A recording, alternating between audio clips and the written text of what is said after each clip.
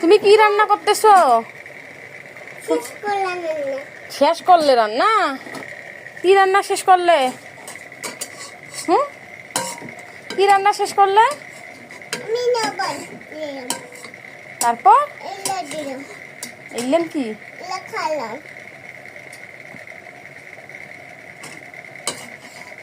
মজা? তোমার হাতে রান্না মজা? হ্যাঁ।